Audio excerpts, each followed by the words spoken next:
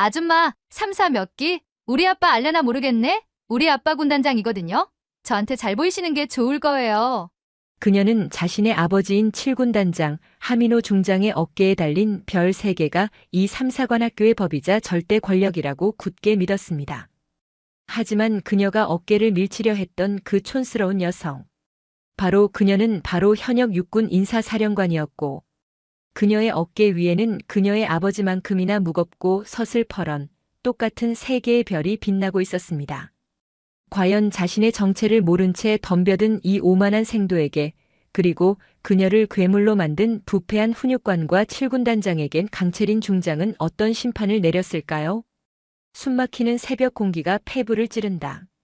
아직 동이 트기도 전인 이른 새벽 경상북도 영천에 위치한 대한민국 육군 3사관학교의 충성관 3중대 3학년생도 생활관 복도는 얼음장처럼 차가웠다. 그 차가운 대리석 바닥에 수십 명의 3학년 생도들이 대가리 박아 자세로 신음조차 삼키고 있었다. 그들의 머리 위로 완벽하게 다려진 전투복 차림의 4학년 생도들이 도열해 있었다. 그들의 살기 어린 시선은 오직 한 곳, 복도 중앙에서 유독 거친 숨을 몰아쉬는 한 생도에게 향해 있었다.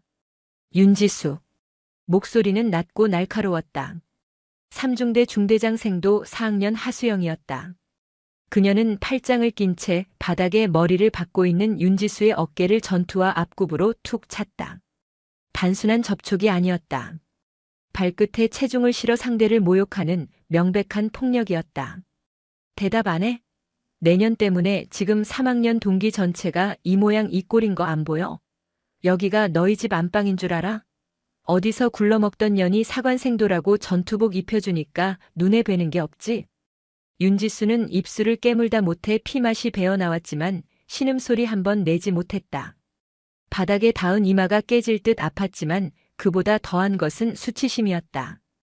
동기들이 자신 때문에 함께 고통받고 있다는 죄책감이 그녀의 목을 졸랐다. 사건의 발단은 어처구니 없을 정도로 사소했다.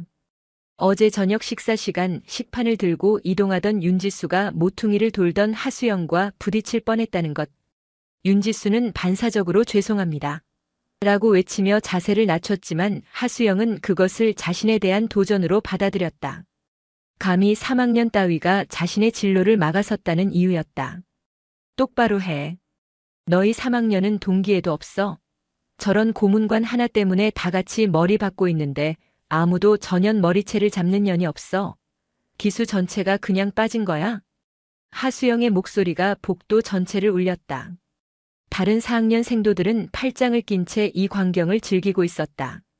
그들에게 3학년은 후배 장교 후보생이 아니라 자신들의 스트레스를 풀기 위한 노예에 불과했다. 윤지수 생도. 너 3사 몇 기야? 이미 답을 아는 질문이었다. 그것은 질문이 아니라 확인이었다.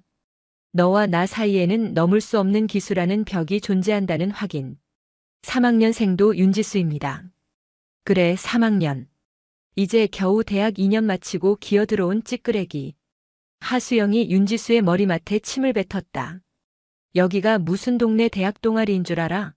너 하나 때문에 우리 4학년 전체의 명예가 실추됐어. 내까짓게 감히 4학년 중대장 생도의 심기를 건드려. 그때 복도 끝에서 인기척이 들렸다. 3중대 훈육관인 민병철 소령이었다. 밤샘 당직 근무에 지친 듯한 표정이었지만 그는 복도에 집합한 생도들을 보고도 못 본 척 지나가려 했다. 무궁화 하나 계급장의 위관 장교였지만 그는 4학년 생도인 하수영을 건드리지 못했다. 충성. 훈육관님 좋은 아침이십니다. 하수영이 먼저 완벽한 각도로 격려했다. 그녀의 목소리는 방금 전의 살기 대신 상냥함이 묻어났다. 민병철 소령은 헛기침을 하며 마지못해 걸음을 멈췄다. 아, 하생도. 주말 아침부터 수고가 많군. 이건 또 뭔가? 그는 머리를 박고 있는 3학년 생도들을 턱짓으로 가리켰다. 3학년들 군기가 너무 빠진 것 같아서 교육 중이었습니다. 요즘 신입생도들은 사관생도라기보다는 그냥 대학생 나부랭이 같습니다. 이래서야 나중에 야전에서 소대장 임무나 제대로 수행하겠습니까? 민소령은 곤란하다는 듯 머리를 극적였다. 그는 하수영의 아버지가 자신과는 하늘과 땅 차이인 현직 제7기동군단장, 육군 중장 하민호라는 사실을 잘 알고 있었다. 자신의 진급 심사가 얼마 남지 않은 시점에서 별 3개의 딸을 건드려 좋을 것은 하나도 없었다. 하생도의 리더십은 내가 인정하지. 하지만 너무 과격하게는 하지 말게. 주말 아닌가. 적당히 하고 쉬게 해. 염려 놓으십시오. 훈육관님, 확실하게 교육시키겠습니다. 민병철 소령은 하수영의 어깨를 가볍게 두드리고는 서둘러 자리를 떴다. 그것은 묵인을 넘어선 동조였다. 자네 아버지를 봐서 눈 감아 줄 테니 내 진급이나 신경 써달라는 무언의 신호였다. 훈육관이 사라지자 하수영의 얼굴에서 미소는 순간에 사라졌다. 훈육관님 가셨다. 다시 대가리 박아. 하수영은 윤지수를 노려보며 싸늘하게 말했다. 그리고 윤지수, 넌 오늘 외출 금지다. 대신 내 방으로 와. 밀린 전투 발표 자료가 좀 있어서 말이야. 내 동기들을 고생시킨 만큼 머리로라도 갚아야지. 안 그래? 윤지수의 눈에 절망이 가득했다. 단순한 가혹행위가 아니었다. 하수영은 지난 몇 달간 자신의 모든 전공 과제와 전투 발표 자료, 심지어 졸업을 앞두고 준비해야 할 논문의 자료 조사와 번역까지 윤지수에게 강요하고 있었다. 거부하는 날에는 어김없이 기수 열외라는 이름의 투명인간 취급과 동기 전체를 대상으로 한 연대 책임 얼차려가 뒤따랐다. 윤지수는 정규 육군 장교가 되어 조국을 지키겠다는 일념 하나로 편입을 결심했다. 하지만 지금 그녀가 마주한 현실은 군인의 명예를 팔아먹는 부조리의 한복판이었다. 그날 밤 모두가 잠든 시각. 윤지수는 화장실 칸에 숨어들어 작은 수첩을 꺼냈다. 불빛 하나 없는 어둠 속에서 그녀는 휴대폰 불빛에 의지에 떨리는 손으로 편지를 쓰기 시작했다. 이것이 마지막 희망이었다. 훈육관도 생도대장도 학교장도 모두 하민호 중장의 그늘 아래에 있었다. 그녀가 기댈 곳은 단 하나, 그들과 다른 라인에 서 있는 3사 출신이라는 자부심으로 똘똘 뭉친 단 한 사람뿐이었다. 수신이는 3사관학교 출신 최초의 여군 군단장이자 현재 육군 본부의 핵심 요직인 인사사령관. 모든 3사 출신 여군들의 전설이자 강철 여왕이라 불리는 육군 중장 강채린이었다. 존경하는 강채린 사령관님. 저는 3사관학교 OX기 3학년생도 윤지수입니다. 실명을 밝히는 이유는 이 편지가 마지막이 될 수도 있기 때문입니다. 지금 우리 학교는 아니 적어도 제가 속한 3중대는 지옥입니다. 4학년 하수영 중대장 생도는 7군단장의 딸이라는 이유로 훈육관의 묵인하에 폭언과 폭력을 일삼고 있습니다. 하지만 단순한 가혹행위가 아닙니다. 하 생도는 저를 포함한 3학년 생도들에게 자신의 모든 전공 과제와 전투 발표 자료, 심지어 졸업 논문이 대필까지 강요하고 있습니다. 저희는 장교가 되기 위해 이곳에 왔지 누군가의 노예가 되기 위해 온 것이 아닙니다. 사관생도의 명예는 썩어 문드러졌고 그 자리에는 오직 폭력과 복종만이 존재합니다. 사령관님, 사령관님께서도 3사 출신이시지 않습니까? 제발 저희의 명예를, 우리 3사의 촛불을 지켜주십시오. 윤지수는 편지를 접어 봉투에 넣었다. 내일 아침 그녀는 이 편지를 사령관 직속으로 보고되는 소원 수리함이 아닌 오직 인사사령관 비서실로만 직행하는 특수 우편으로 발송할 계획이었다. 이것이 발각되면 그녀의 생도 생활은 끝장이었다. 하지만 이대로라면 그녀의 영혼이 먼저 끝장날 터였다. 서울 용산구 대한민국 육군 본부 청사. 거대한 태극기와 육군기가 도열한 집무실에서 육군 인사사령관 강채린 중장이 방대한 결제 서류를 검토하고 있었다. 그녀의 어깨에 달린 3개의 별 삼정성은 단순히 그녀의 서열을 나타내는 표식이 아니었다.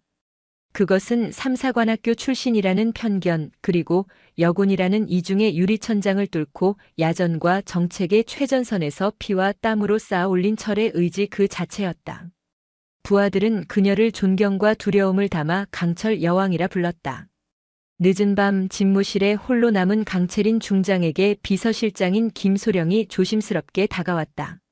사령관님, 특수 우편물입니다. 발신지가 영천입니다.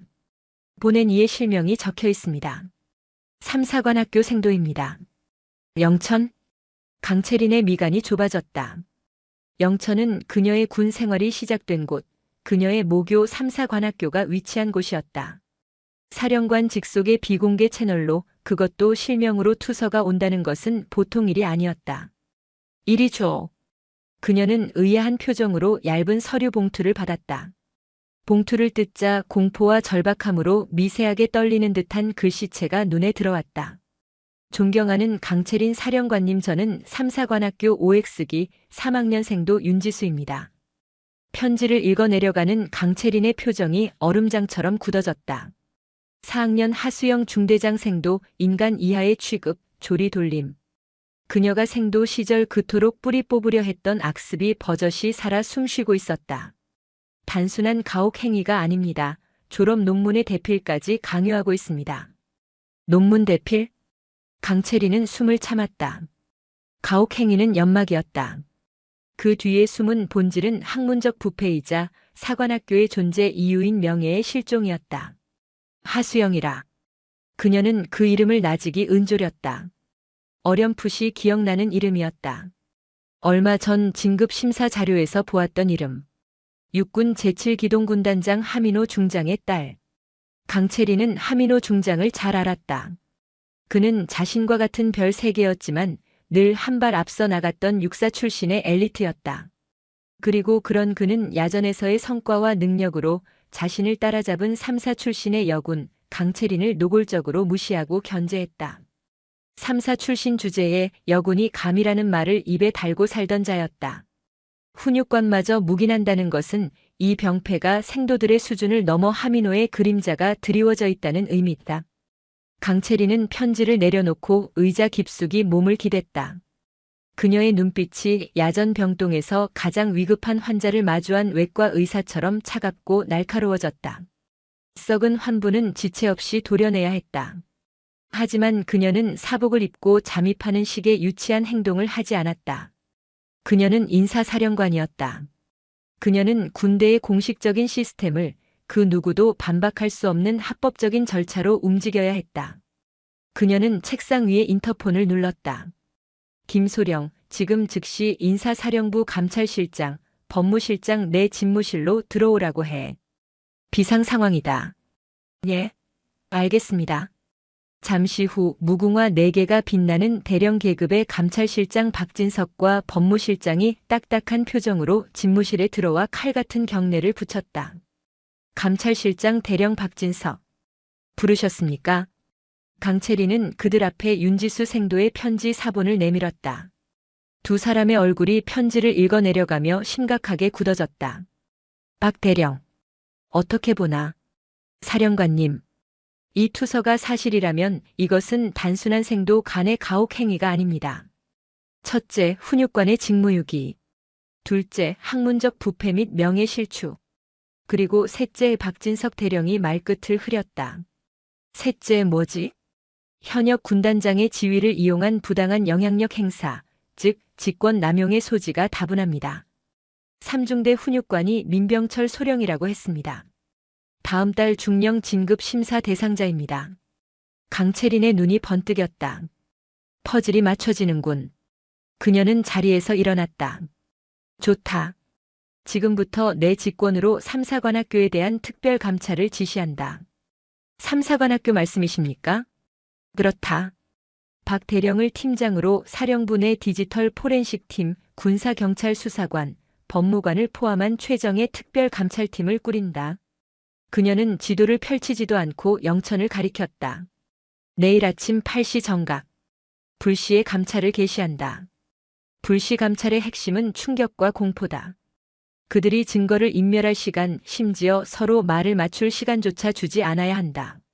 알겠습니다. 중점 감찰 사항은 무엇입니까? 첫째, 3중대 훈육관 민병철 소령. 사무실과 관사 모든 전산 장비와 휴대정보 단말기를 확보한다.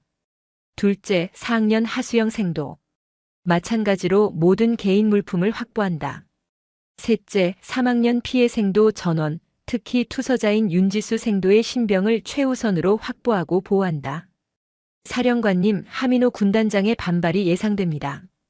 법무실장이 조심스럽게 말했다. 그래서 내가 직접 나서는 거다. 강채린이 차갑게 말했다. 학교장인 오정규 소장에게는 내가 직접 통보한다. 감찰팀이 정문을 통과하기 10분 전에. 10분 전이십니까? 박진석 대령이 놀랐다. 그렇다. 준비할 시간을 주지 않기 위해서다. 오 소장은 내 직속 후배 기수야. 감히 내 명령을 거부하지 못해. 하민호가 오 소장에게 전화를 돌릴 때쯤엔 자네들이 이미 모든 증거를 확보한 뒤여야 한다. 그녀의 목소리는 강철처럼 단단했다. 이건 단순한 감찰이 아니야. 내 모교의 명예를 더럽힌 자들에 대한 전쟁이다. 어떤 외압이 들어와도 내가 막아줄 테니 샅샅이 뒤져.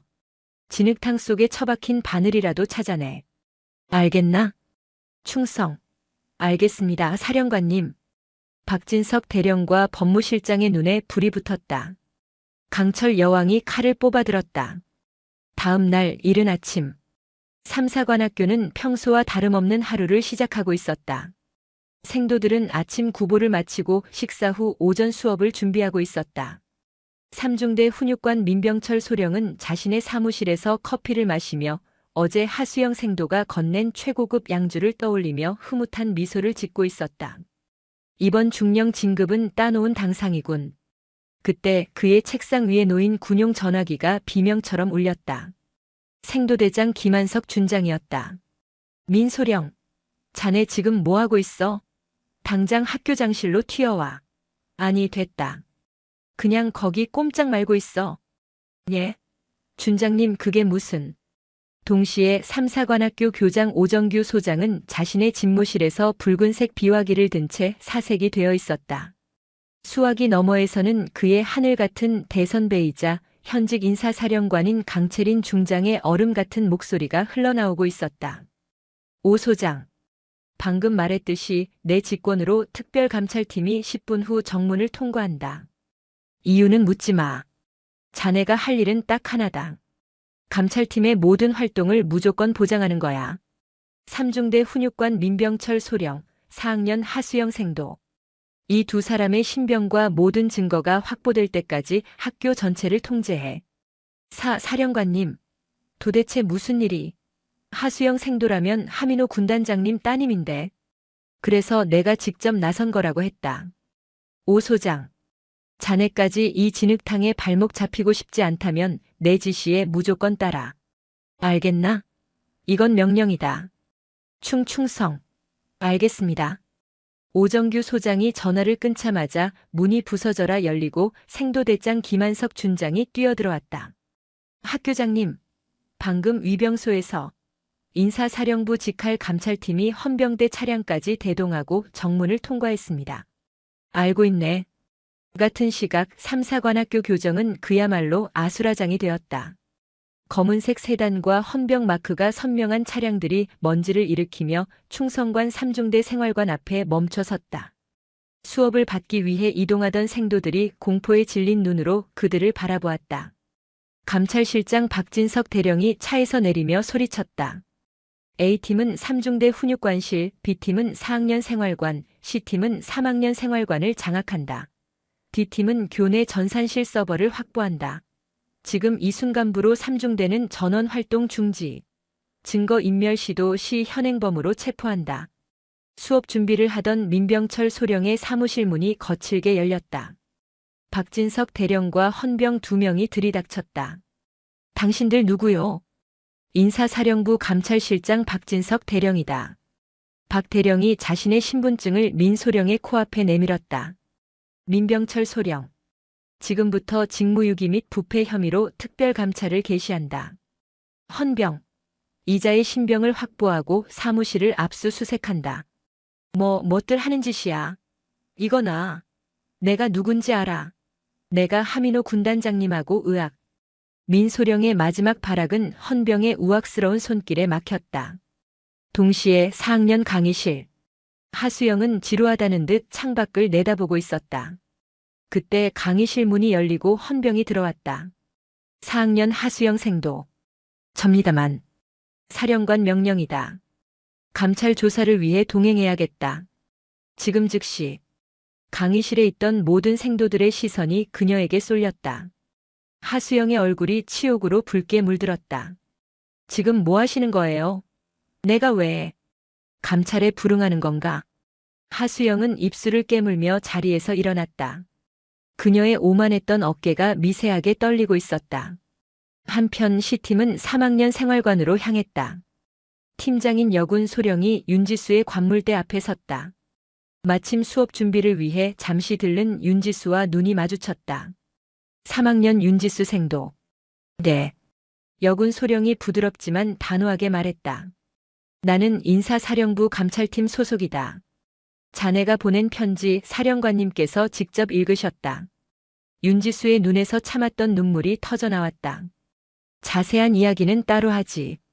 지금부터 넌 감찰팀의 특별 보호를 받는다. 우리가 자네의 모든 개인 물품과 전산 장비를 확보하겠다.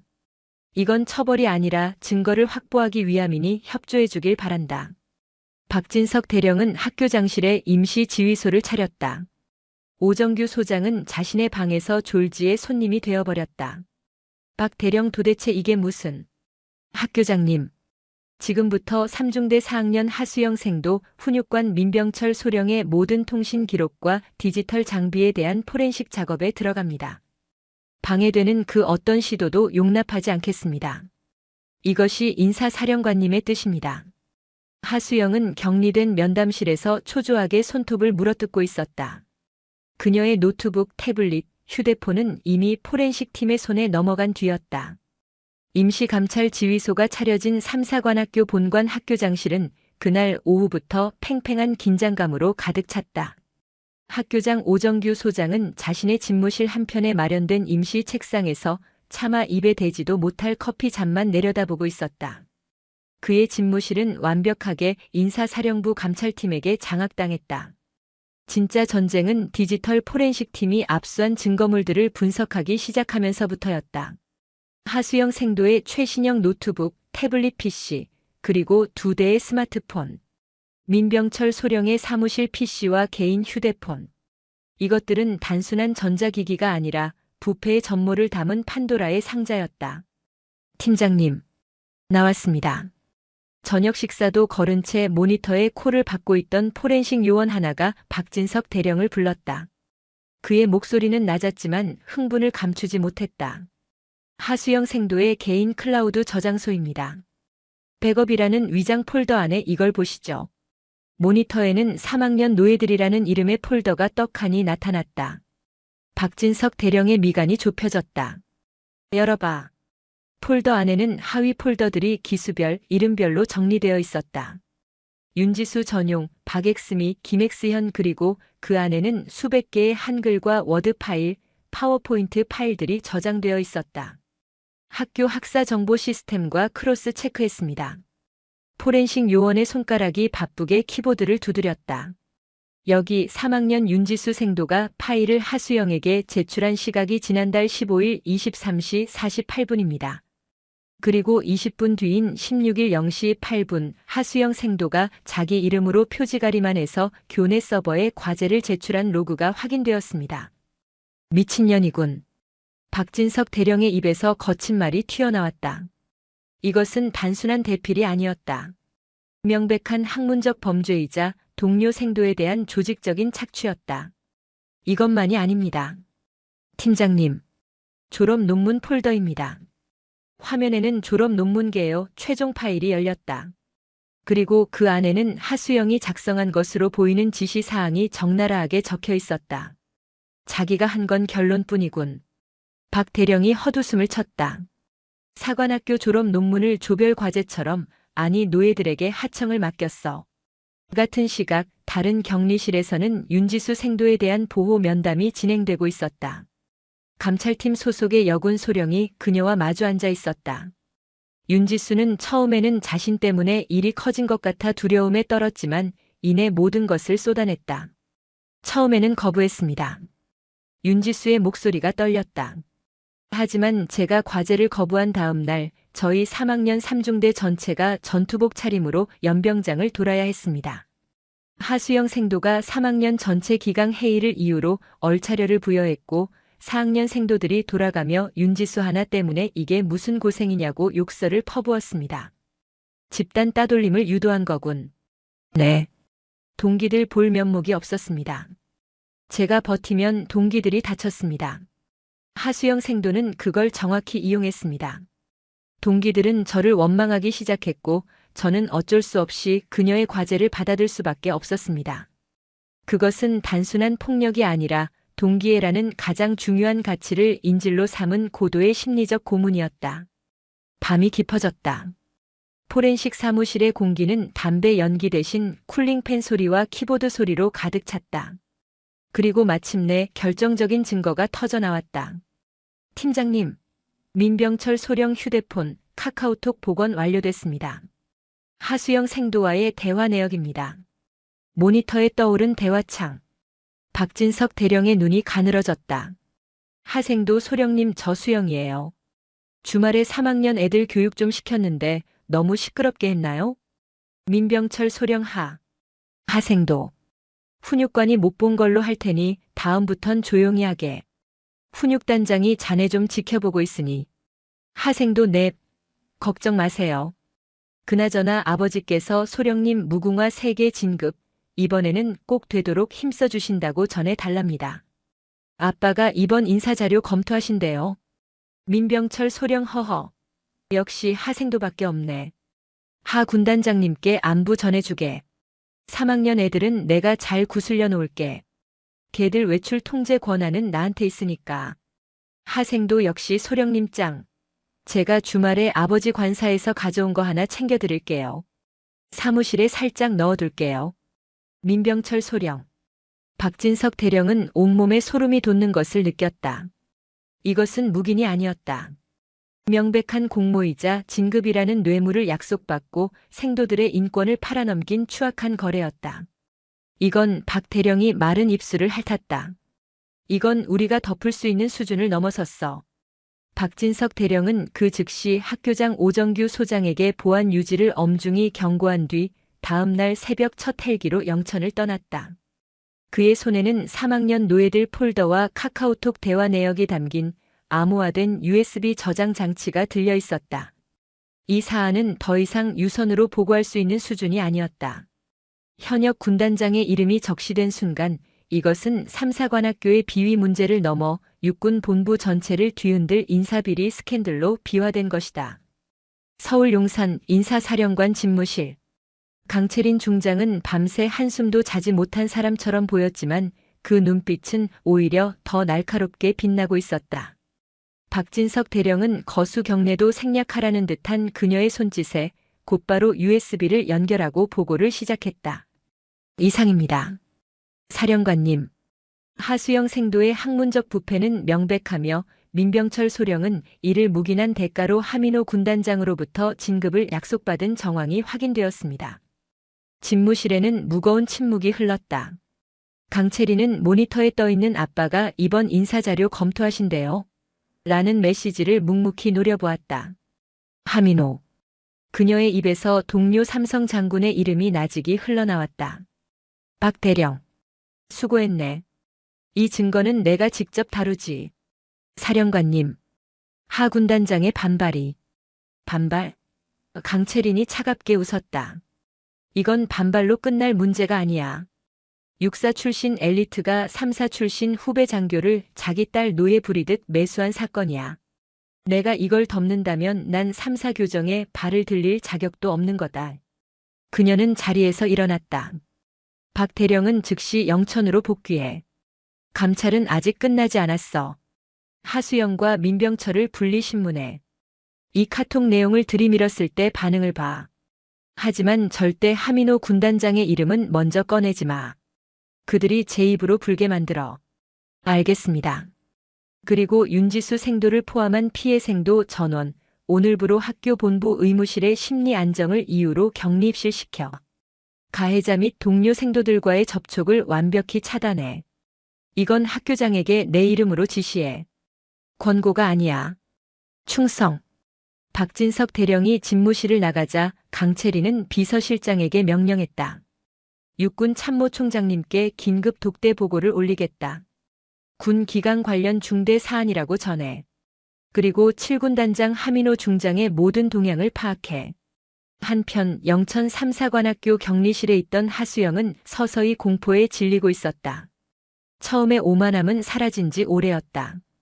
그녀는 감찰관에게 아버지와 통화하게 해달라고 수십 번 요청했지만 감찰 절차상 불가하다는 차가운 대답만 돌아왔다. 변호사를 부르겠어요. 이건 불법 감금이에요. 하수영 생도. 박진석 대령이 돌아와 그녀를 차갑게 내려다보았다. 여긴 민간 사회가 아니야. 넌 아직 군법의 적용을 받는 사관생도 신분이다. 불법 감금이 아니라 직권에 의한 격리 조사 중이지. 변호사? 좋아. 그 전에 이거부터 보지. 박 대령이 그녀의 노트북 화면을 띄웠다. 3학년 노예들 폴더. 하수영의 얼굴이 하얗게 질렸다. 이게 뭔가? 내 입으로 직접 설명해봐. 노예가 뭔가 노예가. 7군 단장 하민호 중장은 이틀째 딸과 연락이 닿지 않자 초조해지기 시작했다. 민병철 소령에게 전화를 걸었지만 전화기가 꺼져 있어라는 안내음만 흘러나왔다. 불길한 예감이 그의 등줄기를 훑고 지나갔다. 그는 결국 3사관학교장 오정규 소장에게 직접 전화를 걸었다. 필승. 오 소장. 나 하민호 중장이네. 충성. 군단장님. 웬일이십니까? 오정규 소장은 갑작스러운 삼성 장군의 전화에 군기가 바짝 들어 수화기를 붙잡았다. 아, 다른 게 아니라. 내 딸아이가 거기 4학년으로 있는데 이틀째 연락이 안 돼서 말이야. 무슨 일 있나? 학교에서 단체로 통신 통제라도 했어? 오정규 소장은 식은땀이 흘렀다. 올 것이 온 것이다. 그는 강채린 중장의 얼굴과 하민호 중장의 얼굴을 동시에 떠올렸다. 둘 다 별 3개였지만 한쪽은 자신의 대선배이자 인사실세였고 한쪽은 막강한 육사 라인의 군단장이었다. 저 군단장님. 그게 뭔가. 말을 해. 답답하게. 사실 이틀 전부터 육군 본부 인사사령부에서 특별감찰팀이 나와 있습니다. 뭐? 인사사령부? 하민호의 목소리가 순간 낮아졌다. 강채린이 보냈군. 예, 그렇습니다. 사령관님 직권으로. 그래서 내 딸아이가 지금 그 감찰 대상이라는 건가? 그런 것으로 알고 있습니다. 지금 격리 조사 중이라 통신이 제한된 것 같습니다. 하민호가 기가 차다는 듯 웃었다. 격리 조사? 내 딸을? 감히 3사 출신 년이 6사 집안을 건드려? 오 소장. 자네도 3사 출신이지? 강채린이 라인 타서 아주 눈에 뵈는 게 없나 본데. 자네 지금 당장 감찰팀인지 뭔지 다 중단시키고 내 딸아이 받고. 이건 군단장 명령이야. 군단장님. 하지만 이건 인사사령관님의 직권이라 제가 어쩔 수가. 시끄러워. 하민호는 전화를 끊어버렸다. 그는 분노로 부들부들 떨며 집무실에 붉은색 비화기 수화기를 집어들었다. 인사사령관 강채린. 그는 교환을 거치지 않는 직통 라인으로 그녀를 호출했다. 강채린 중장은 자신의 집무실에서 이 전화가 걸려오기를 기다리고 있었다. 필승. 인사사령관 중장 강채린입니다. 강 사령관. 나 하민호요. 수화기 너머로 하민호의 격앙된 목소리가 터져나왔다. 지금 이게 무슨 미친 짓거리야. 감히 내 딸을 격리시켜? 자네 지금 나랑 전쟁하자는 건가? 강채린은 잠시 눈을 감았다. 그리고 차분하지만 강철보다 차가운 목소리로 대답했다. 하 군단장. 지금 자네는 자네 딸의 안위가 아니라 자네의 군 생활을 걱정해야 할 때인 것 같은데. 뭐라고? 내 감찰팀이 3사관학교에서 뭘 확보했는지 내가 직접 읽어줄까? 강채린은 모니터에 떠있는 카카오톡 대화 내용을 천천히 또박또박 읽어내려갔다. 아버지께서 소령님 무궁화 3개 진급, 이번에는 꼭 되도록 힘써주신다고 전해달랍니다. 아빠가 이번 인사자료 검토하신대요. 그리고 민병철 소령이 보낸 충성 맹세 메시지까지. 군단장님, 따님 일은 염려 놓으십시오. 제가 잘 관리하고 있습니다. 자네의 답장이 뭐였지? 수고하네 민소령. 자네 같은 유능한 장교가 빨리 커야지. 이번 인사자료는 내가 직접 챙겨보겠네. 수화기 너머로 하민호 중장의 거친 숨소리만 들려왔다. 그는 완벽하게 함정에 빠졌다. 하 군단장. 강채린의 목소리에 경멸이 실렸다. 자네 딸은 학문적 부패 혐의야. 퇴교감이지. 그리고 자네는 직권 남용과 인사청탁 혐의야. 군복 벗을 각오해야 할 거다. 강채린. 너 감히. 내가 감히? 강채린이 그의 말을 잘랐다. 육사 출신 삼성 장군이 자기 딸 하나 비호하자고 삼사 출신 소령 하나 진급 미끼로 매수하는 건 괜찮고 내가 내 모교의 썩은 뿌리를 도려내는 건 감히 하는 짓인가? 이 사안 나는 오늘 오후 육군 참모총장님께 직접 보고 올렸네. 자네가 방금 나에게 한 협박과 고성까지 포함해서 추가 보고 올릴 생각이야. 이만 끊겠네. 감찰은 계속되어야 하니까. 철컥. 강채리는 하민호의 다음 말이 터져 나오기 전에 붉은색 수화기를 내려놓았다. 그녀는 자신의 손이 가늘게 떨리고 있는 것을 발견했다. 동기급 삼성 장군, 그것도 막강한 육사 라인의 군단장을 정면으로 쳤다. 이제 돌아갈 다리는 없었다. 대한민국 육군의 심장부 충청남도 계룡대. 육군 본부 청사의 최상층에 위치한 육군 참모총장 집무실의 공기는 무겁게 가라앉아 있었다. 거대한 태극기와 육군기, 그리고 역대 총장들의 사진이 방 안의 인물들을 말없이 내려다보고 있었다. 육군 참모총장 사성 장군 이진섭 대장은 책상 위에 놓인 얇은 보고서에서 눈을 떼지 못했다. 그의 맞은편에는 얼음처럼 굳은 표정의 인사사령관 강채린 중장이 각을 잡고 앉아 있었다. 이 독대는 하민호 중장과의 격돌 직후 강채린 중장이 모든 절차를 무시하고 총장 비서실에 직접 요청한 긴급 직보였다. 사안의 중대성을 직감한 총장은 즉시 모든 일정을 미루고 그녀를 불렀다. 보고서의 내용은 충격적이었다. 삼사관학교 4학년 생도에 의한 상습적 가혹 행위와 조직적인 논문 대필. 그것만으로도 학교장의 보직 해임을 검토할 만한 중대 사안이었다. 하지만 문제는 그 다음 장에 있었다. 증거자료 이훈육관 민병철 소령, 4학년 하수영 생도간 통신 내역. 증거자료 3훈육관 민병철 소령 -제7기동군단장 하민호 중장간 통신 내역.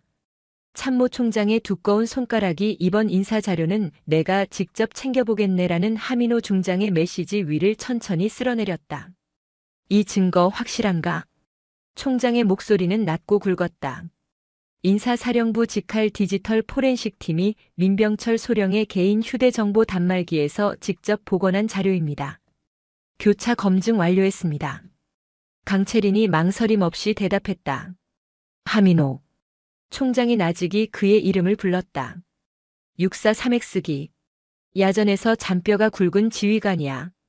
군단 장악 능력도 탁월하고 무엇보다. 총장은 말을 아꼈다. 무엇보다 육사 출신 핵심 라인이라는 뜻이었다. 강 사령관. 총장이 강채린을 바라보았다. 이 사안 자네와 하 군단장 간의 개인적인 감정은 없다고 봐도 되겠나? 그것은 총장으로서 던져야 할 당연한 질문이었다. 3사 출신 여군 장군과 6사 출신 남군 장군.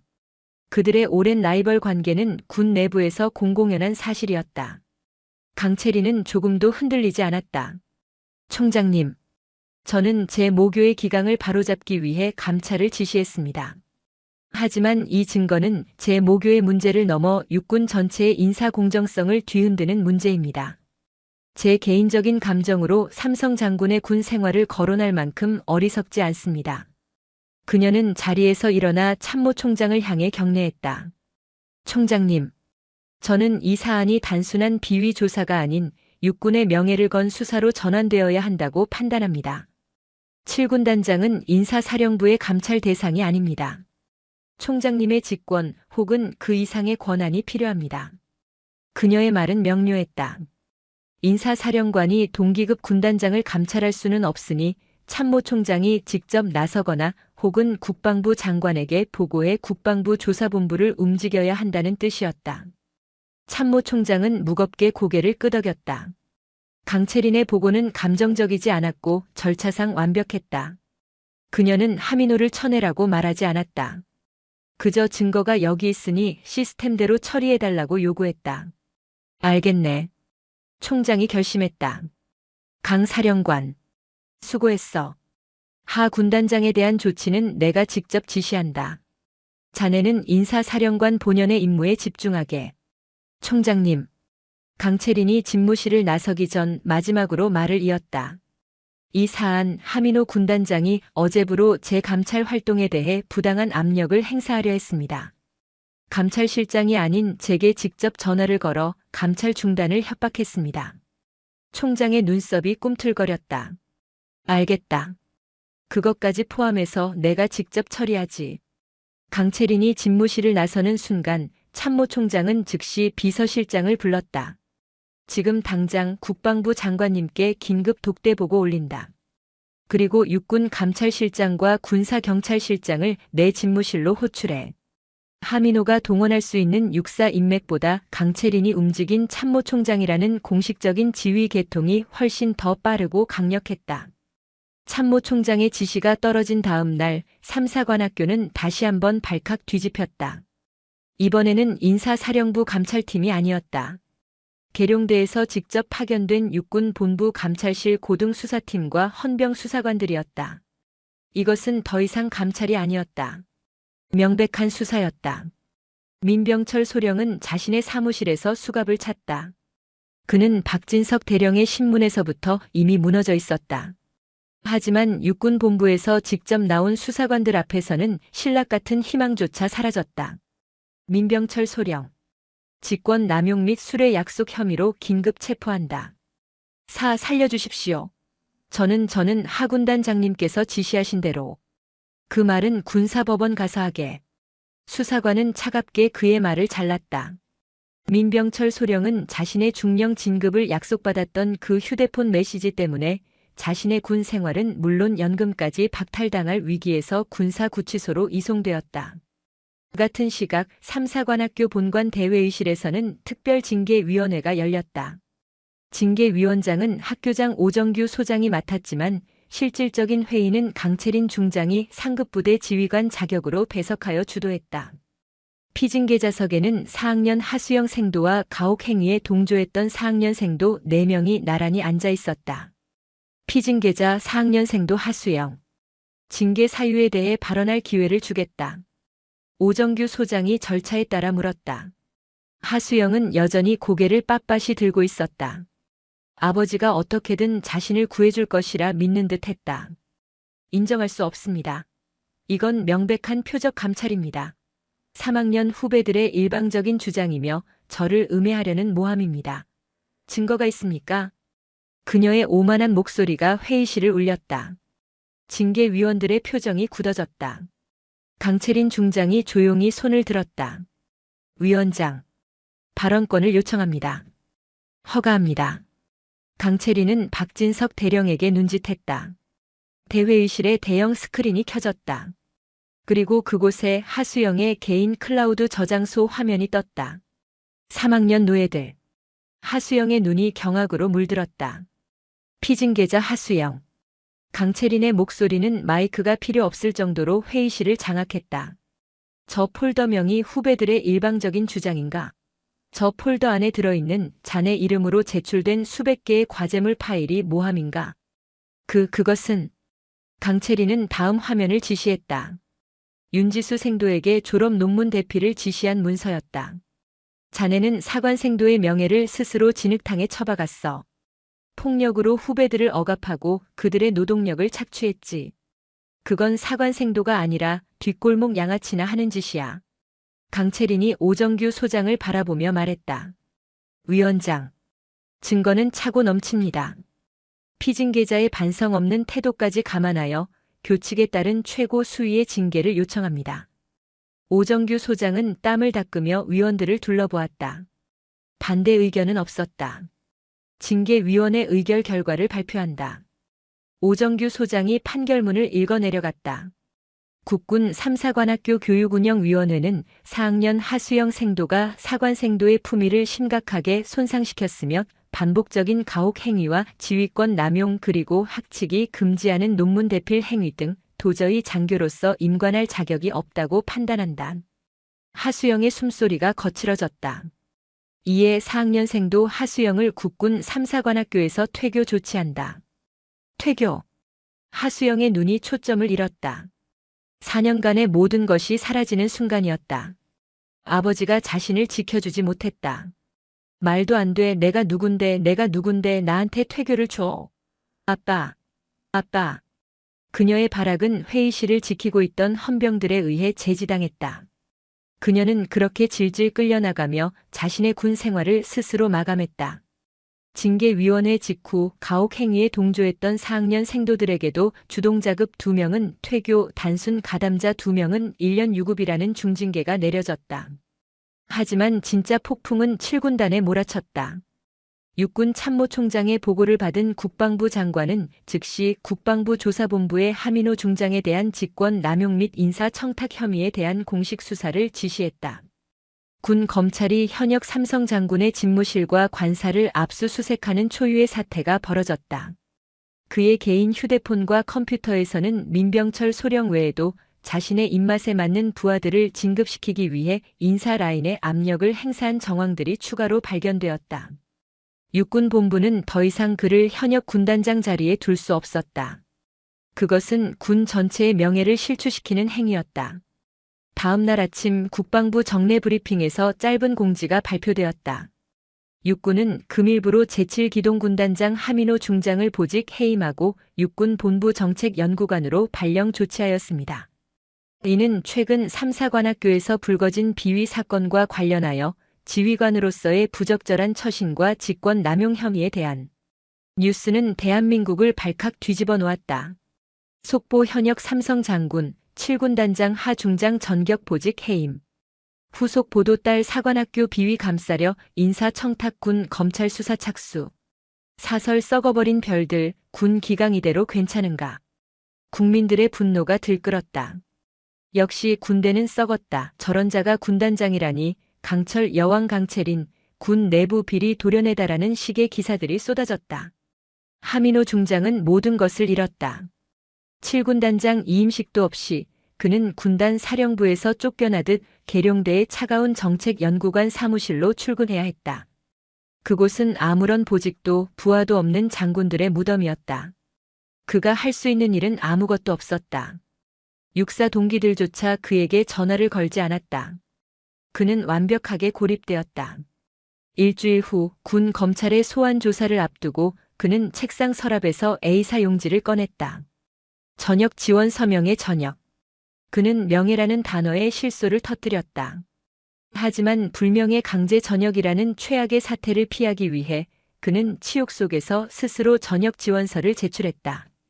그의 30년 군 생활은 가장 불명예스러운 방식으로 막을 내렸다. 모든 폭풍이 지나간 며칠 후 3사관학교는 다시 안정을 되찾았다. 하지만 그 공기는 이전과 완전히 달랐다. 썩은 고름을 짜낸 뒤에 건강한 긴장감이 감돌았다.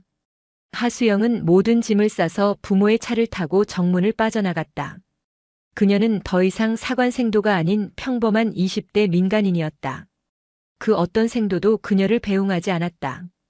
그녀가 그토록 경멸했던 3학년 생도들은 생활관 창문 너머로 그녀의 차가 사라지는 것을 묵묵히 지켜보았다. 그들의 눈에는 더 이상 공포가 아닌 안도감과 함께 새로운 결의가 서려 있었다.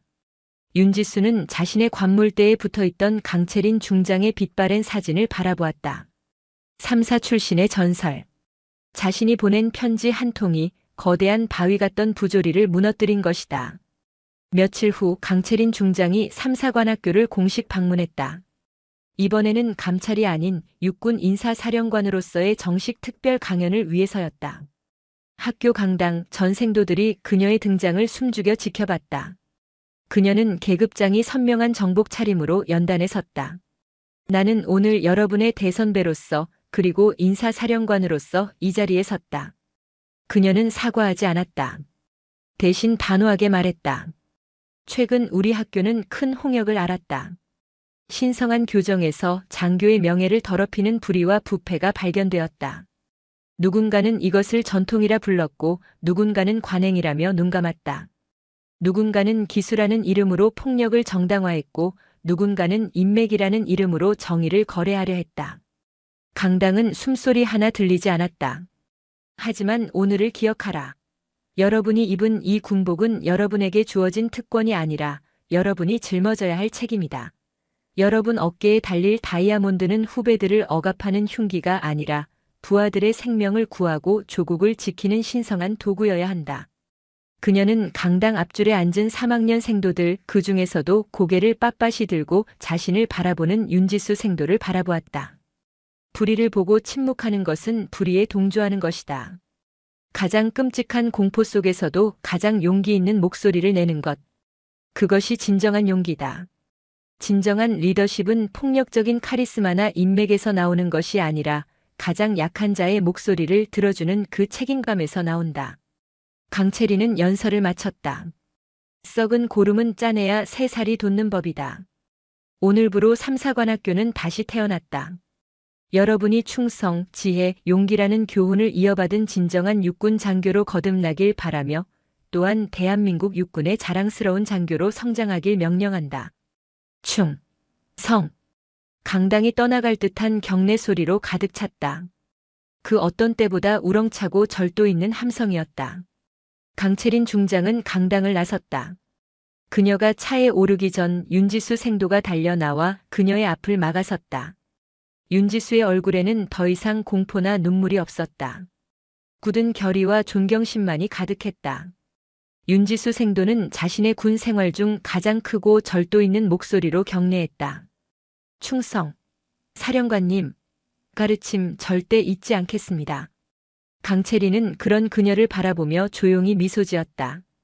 그녀는 윤지수 생도의 경례를 받으며 이 땅에 썩은 뿌리 하나가 뽑히고 그 자리에 건강하고 강인한 새싹이 돋아나는 것을 보았다.